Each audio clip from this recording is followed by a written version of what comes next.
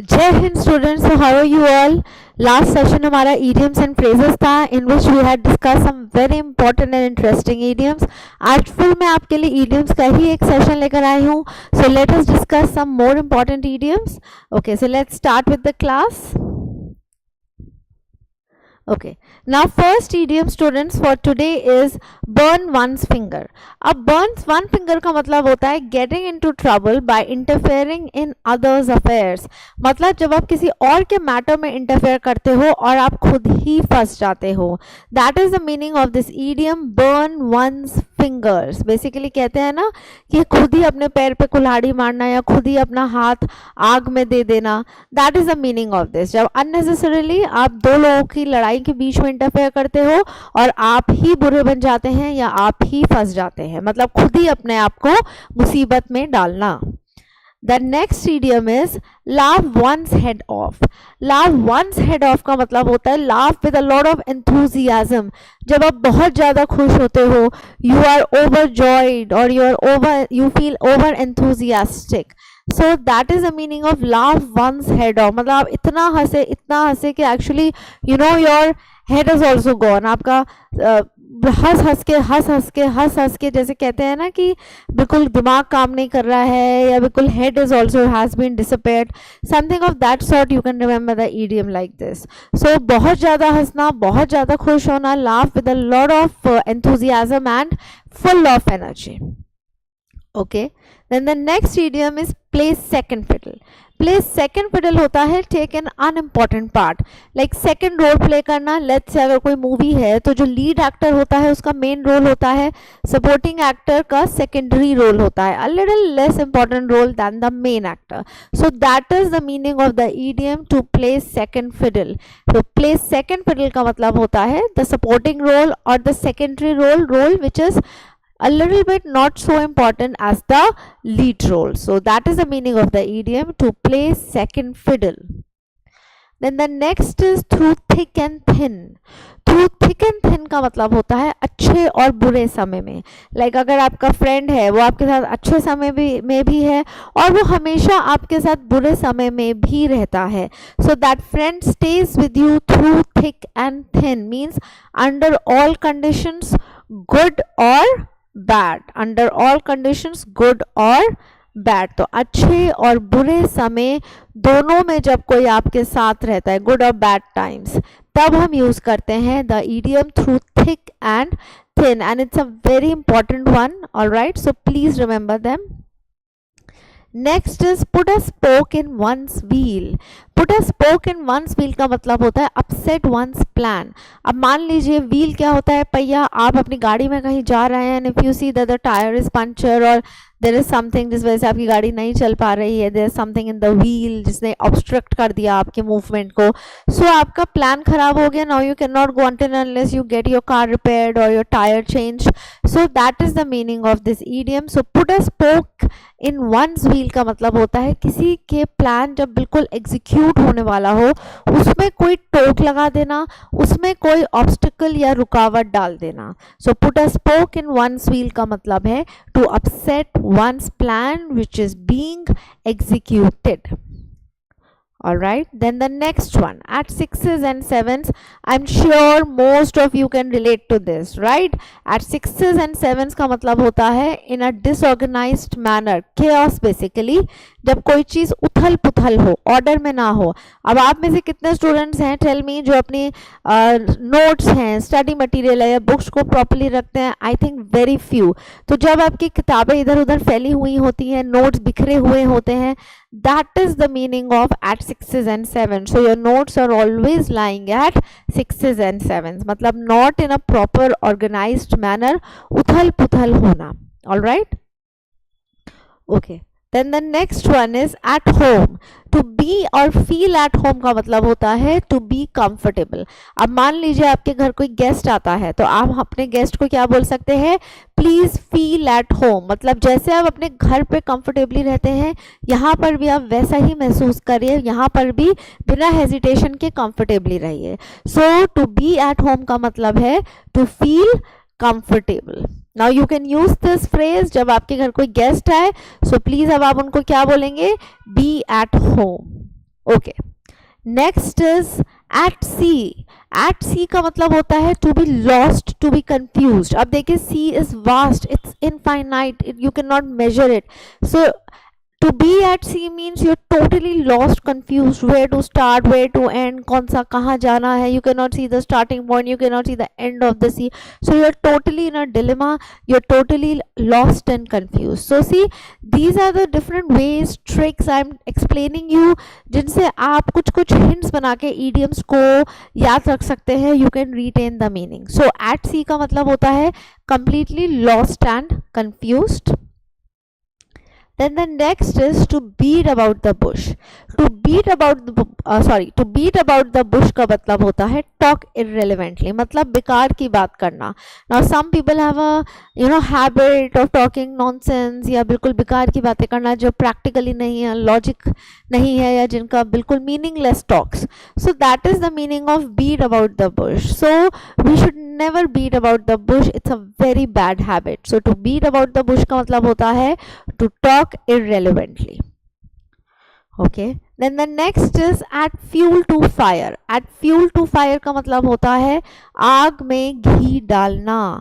आग है, अगर आप उसमें तेल डालेंगे, घी डालेंगे तो आग और भड़क जाएगी. तो सिमिलरली इसको हम किसी गुस्से या कोई एग्रीवेटेड सिचुएशन से रेफर कर सकते हैं. अगर ऑलरेडी कोई गुस्से में है, अगर आप उसको और प्रोवोक करोगे तो वो और ज़्यादा इन्फ्यूरिएट होगा, गुस्सा होगा. So that means you can refer the idiom add fuel to fire to aggravate the situation. या ऑलरेडी कोई सिचुएशन बहुत टेंस है, आप उसमें और दो चार नेगेटिव बातें बोल के और ज़्यादा टेंस कर दो. That is the meaning of add fuel to fire, मतलब आग में घी डालना, मतलब उस सिचुएशन को और ज़्यादा भड़काना. Okay, then the next idiom is an acid test. Acid test होता है अ क्रिटिकल टेस्ट. अब जैसे स्कूल में भी, केमिस्ट्री में भी आपने कोई भी टेस्ट कराया जिसमें एसिड इन्वॉल्व है, so it's a very risky thing, a critical test, a serious test. So acid test आप इस तरीके से याद रख सकते हैं, it means a critical test, a very serious test. So I repeat, acid test का मतलब होता है a serious test. Okay, then the next is at snail pace. अब स्नेल जो है बहुत आराम आराम से धीरे धीरे चलता है. If you have observe the movement of a snail, so at snail space का मतलब होता है वेरी स्लोली. जब आप कोई काम बहुत धीरे धीरे से आराम आराम से करते हैं, so you can say like you do the work at a snail space. So to do something at a snail space का मतलब होता है कोई काम बहुत ही धीरे धीरे धीरे धीरे करना. When your motion, your movement is not quick, that is the meaning of the idiom at a snail space. Pace होता है speed. Okay, now the next one would be a bolt from the blue.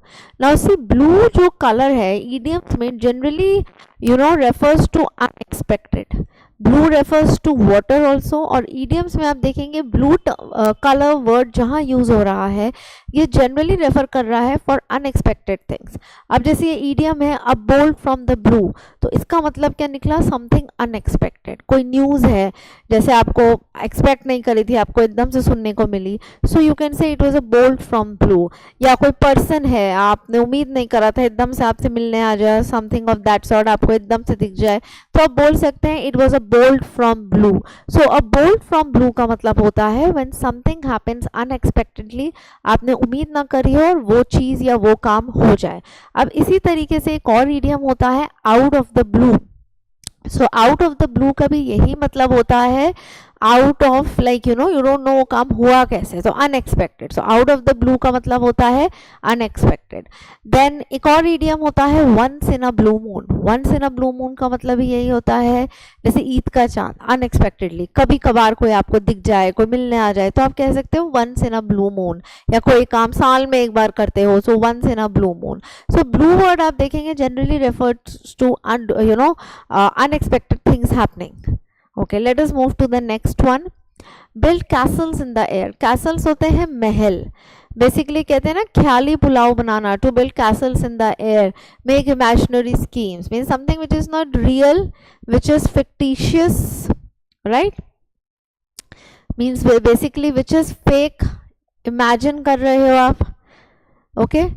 So basically when you are imagining things, So that is the meaning of the idiom to build castles in the air, right? So to build castles in the air का मतलब होता है ख्याली पुलाव बनाना। जब आप सोच रहे हैं, जो भी आप बोल रहे हैं, जो भी सोच रहे हैं वो रियल नहीं है। कई बार हम बैठे होते हैं, हम सोचते हैं काश मैं ये बन सकता, काश ऐसा हो सकता, काश मुझे ये मिल सकता। So that is to build castles in air. You're just dreaming, you're just talking of imaginative things. Okay, then the next one is once in a blue moon. ये अभी मैंने आपके साथ डिस्कस करा था। Once in a blue moon का मतलब होता है something that happens very rarely, जैसे ईद का चांद कभी कभार होना। साल में कोई एक बार आपसे मिलने आया, सो आप बोल सकते हो he comes to meet me once in a blue moon, means very rare, बहुत ही कम, ना के बराबर। या आप कोई काम बहुत कम करते हो तो आप बोल सकते हो I do this work once in a blue moon, means बहुत ही कम, ना के बराबर। So student, these are some important idioms for today which you should learn. Now as always I'll be discussing some questions like idioms and with 4 options. So उसमें आप eliminate करेंगे and you'll try to get to the correct answer. Okay. Now the first one is turn out crabs. अब देखो crab क्या होता है? Obviously crab, you know crab is an insect, right? Crab आप कह सकते हो कि basically turn out crab is something like even if I give you to eat you would not like it, ठीक है? तो टर्न आउट क्रैब मीन्स आपने सोचा था कि कुछ बहुत अच्छा निकलेगा, मे बी अ डायमंड और समथिंग लाइक दैट, बट वो तो बिल्कुल बेकार सी चीज़ निकली, मतलब बिल्कुल भी अच्छी चीज़ नहीं निकली। सो टर्न आउट क्रैब का मतलब होता है जब आपने उम्मीद करी हो कि कोई चीज़ बहुत पॉजिटिव, को बहुत अच्छा आउटकम होगा, बट उस चीज़ का आउटकम अच्छा नहीं था। अब हम ऑप्शंस देखते हैं। And in failure, to be successful, to bring up crabs, to be victorious. अब देखिए क्रैब्स है तो डायरेक्ट मीनिंग तो नहीं होगा, तो टू ब्रिंग अप क्रैब्स को एलिमिनेट कर सकते हैं। टू बी सक्सेसफुल भी नहीं है, टू बी विक्टोरियस भी पॉजिटिव है। अब आप पे एक ही ऑप्शन बचता है, that is a, end in failure. So turn out crab का मतलब है not as good as expected. So जो चीज like it turn into failure और not as good as expected, means बिल्कुल बेकार रहा। Your efforts went into vain, your efforts went into vain, बिल्कुल यूजलेस रहे। So not good, the outcome was not good as expected. Okay, then next one is between the devil and the deep sea. अब आप खुद imagine करिए, आप एक situation में फंस गए हैं जहाँ एक तरफ तो गहरा समुद्र है और एक तरफ डेविल है। सो आप कहीं भी जाएंगे दोनों तरफ ही आपके लिए खतरा है। So between the danger and devil sea का मतलब क्या निकला? Stuck between dangers. So let us look at the options. In a fix, a devil in the sea, obviously devil से direct relation नहीं होगा, so let us eliminate it. In a worse situation, in a compromising situation, you're obviously not compromising, तो situation तो आपके लिए खराब ही है, तो या तो correct answer in a fix है या in a worse situation. Oh, I think the correct answer here should be Charlie. In a worse situation, आप एक बहुत बुरी स्थिति में हैं, क्योंकि आप कहीं भी जाएंगे आप दोनों ही तरफ फंसेंगे ही फंसेंगे। In a fix का मतलब होता है to be confused. And there is one more idiom which is very important, to be in a dilemma. In a dilemma का मतलब भी यही होता है, to be confused, to be in a fix, कि क्या करें क्या ना करें। Alright, so to be between the devil and the deep sea का मतलब होता है to be in a very very worse, or you can say in a very bad or a dangerous situation. Okay, then the next one is go a begging.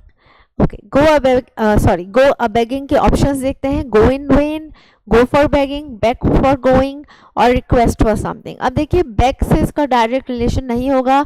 such tricks can help you in eliminating the wrong answers। तो go for begging को eliminate करते हैं, beg for going को eliminate करते हैं। अब go in vain या request for something, you people tell me the correct answer। go a begging का मतलब क्या होगा basically? is it go in vain or request for something? Alright, I'll tell you. go a begging का मतलब होता है request for something। जब हम किसी चीज़ के लिए desperately request कर रहे हैं, that is the meaning of go a begging। Okay, next is a gala day। a gala day होता है day of success, a day of merry making, an eventful day या a day of significance। अब ये काफ़ी relevant options हैं, अब इसमें आप eliminate नहीं कर पा रहे होंगे, तो अब आप सोचिए correct answer क्या है। You give me the answer, please write your answer in the comment section, I am waiting। Okay, a gala day is basically a day of merry making। Okay, gala day होता है खुशी मनाने का दिन, जब आप किसी भी बात पे हैं, खुशी मना रहे हैं आप, you just clear the exam और some India has won the match, या आज आप वैसे ही खुश हैं लेट्स से, या आपका कोई फ्रेंड आपसे बहुत टाइम बाद मिलने आया, so it's a gala day for you, means a day of you can say celebration, a day of merrymaking, आप किसी भी रीजन से सेलिब्रेट कर रहे हैं, so a day of celebration.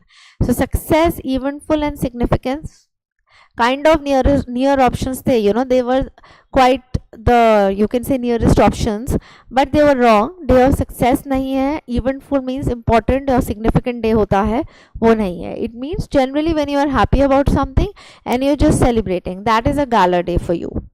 Okay, then next is go hot and cold. 1 minute में ठंडा, 1 minute में गर्म. So hot refers to basically anger, right, और कोल्ड रेफर्स जब आपका गुस्सा ठंडा होता है. So get angry, get irritated, get out of cold, या sudden feeling of fear and anxiety. So देखिए गेट आउट ऑफ कोल्ड तो होगा नहीं, so go hot and cold का क्या मतलब होगा, get angry, get irritated, sudden feeling of fear and anxiety. Okay, the correct answer is sudden feeling of fear and anxiety. जब एकदम से आपको फियर और एंजाइटी होती है, एकदम से किसी चीज़ को लेके जब हमें एंजाइटी होने लगती है तो हमारे हाथ पैर एकदम कांपने लगते हैं, फिर हम थोड़े नॉर्मल हो जाते हैं जब हमें थोड़ी एंजाइटी कम होती है या हमारा डर कम होता है, किसी भी चीज़ को सोच के देख के हम घबरा जाते हैं, सो हमें एकदम से स्वेट आने लगता है, and then we get back to normal. So go hot and cold का मतलब होता है a sudden feeling of fear and anxiety. Okay, then the next one is pocket and insult. Pocket and insult होता है humiliation. Bear insult without protest, not to take any action, sit over a resolution or ignore a case. अब देखिए आपको किसी ने insult करा, आपने कुछ नहीं कहा, आपने उस इंसल्ट को अपनी जेब में रख लिया. This means you've not revolted, you've not said anything, you've not done anything against that insult. So you have bear insult without protest. Yes, so correct answer is alpha. Pocket and insult का मतलब होता है to bear insult without any protest. Okay. Then the next one is small talk. Small talk, light conversation, gossip, backbiting और whispering. Small talk होता है basically light conversation, कोई भी बात है आप किसी से आराम से बोल दीजिए, abstract form में, कम शब्दों में, इतना exaggerate या बात को खींचने की ज़रूरत नहीं है, just come normally talk and go. हर बात पे इतना hyper होने की requirement नहीं होती है. That is the meaning of small talk. So just have a light conversation, not a very bulky or a heavy conversation. Next is rest on one's oars. अब देखिए ओर्स होते हैं जैसे आप बोट को रो करते हैं, ठीक है, तो जैसे चप्पू होता है जिससे आप बोट को रो करते हैं, दैट इज एन ओर. तो जब आप थक जाते हैं बोटिंग करते हुए या जब बोट साइड में होती है लेक के, तो जो चप्पू होते हैं वो ऐसे फ्लैट प्लेस्ड होते हैं ना. So rest on one's oars का मतलब होता है काम करने के बाद जब आप रेस्ट लेते हैं. So take rest after working long, tired of working, tired of boating तो ऑब्वियसली नहीं होगा, डायरेक्ट रेलेवेंस नहीं होता, आप ये ऑप्शन एलिमिनेट कर सकते हैं. So rest on one's oars का मतलब होता है take rest after working long, लंबे समय तक काम करने के बाद जब आप रेस्ट लेते हैं. Okay, the next one would be wash dirty linen in public. Linen होते हैं जैसे कपड़े, तो आप अपने कपड़े बताइए कहाँ धोएंगे, घर पे वॉश करेंगे कि पब्लिक में, ऑब्वियसली एट होम. तो इसका मतलब होता है जितने भी आपके प्राइवेट मैटर्स हैं वो आपके घर तक ही लिमिटेड रहने चाहिए, with in your family. They should not go outside. आपके नेबर्स को आपके घर की प्रॉब्लम्स नहीं पता चलनी चाहिए या फ्रेंड्स को नहीं पता चलनी चाहिए. They should remain within the 4 walls of your house. So let us see the options. To criticise, make personal quarrels public, to talk dirty things in public, या to wash clothes.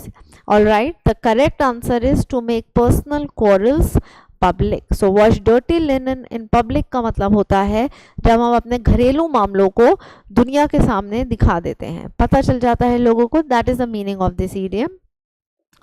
Last one for today, a movement for the world unity is in the offing. In the offing का मतलब होता है about to start. When anything is round the corner, कोई चीज़ बस शुरू ही होने वाली है, it is imminent, it is about to start. That is the meaning of in the offing. All right, so students, today I have discussed again almost 25 idioms with you, important ones. So previous class और आज की class में हमने बहुत important 50 idioms discuss करे हैं. Please learn these idioms, they are very important. And I think अगर आप hints बना के या इनका relevance जान के इनको मेमोराइज करने की कोशिश करेंगे, so you will not forget the meaning of the idioms. Okay, so elimination method सीखिए इनमें करना, प्लस कई बार दो ऑप्शन सिमिलर होते हैं, so you should always go for the more appropriate one, ऐसा ऑप्शन जो मीनिंग को ज़्यादा बेटर बाहर निकाल रहा है. So okay students, I'll see you in the next class. Next class में we'll come up with something new for you. Till then please go through these sessions. जितने हमारे vocab के sessions, idioms के और grammar sessions हुए हैं, please have a revision, because next class में I'm just going to discuss some important questions of the previous topics which we have discussed with you. So thank you. Jai Hind. If there's any query, please write in the comment section. Thank you.